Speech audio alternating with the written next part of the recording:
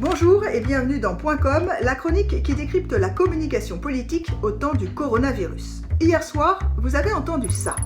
J'ai toujours au fond de moi à la fois la volonté farouche d'avancer, de prendre des décisions qui sont parfois très difficiles, en ayant conscience que je les prends sur le fondement d'informations qui sont parfois contradictoires, souvent incomplètes, et qu'il peut donc m'arriver de me tromper, ce qui n'est jamais simple, mais il faut savoir le reconnaître. Depuis son opération Transparence avec Olivier Véran samedi dernier, Édouard Philippe a changé d'habit et de stratégie. Il se présente désormais comme un Premier ministre normal qui gère le quotidien en toute humilité et qui dit ce qu'il fait. Et sa communication a pris un nouveau cap. Il sature l'espace médiatique en prenant la parole quasiment tous les jours et en répondant aux questions des citoyens anonymes.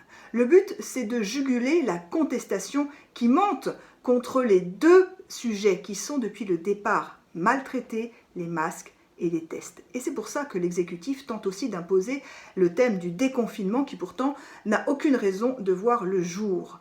Est-ce que cette méthode est efficace? Est-ce qu'en changeant de rôle et de communication, en saturant l'espace médiatique, l'exécutif va réussir à faire oublier les erreurs de communication du début? Pas sûr, quand on voit l'imprécision des réponses d'Édouard Philippe sur TF1 hier soir, notamment sur les masques qui, selon lui, en population générale, ne seraient pas utiles. Du coup, les réponses que le gouvernement ne donne pas se retrouvent dans la presse. Depuis quelques jours, des enquêtes sur l'impuissance, l'incapacité à anticiper la crise se succèdent. Mediapart, par exemple, titre cette semaine sur les mensonges d'État. Et c'est ce décalage entre une parole publique contrainte et des vérités qui sortent dans les médias qui entraîne en partie la chute continue dans la confiance du gouvernement. Or, Alexis Kohler, le bras droit d'Emmanuel Macron, confiait au JDD il y a 15 jours « Notre actif le plus précieux, c'est la confiance ».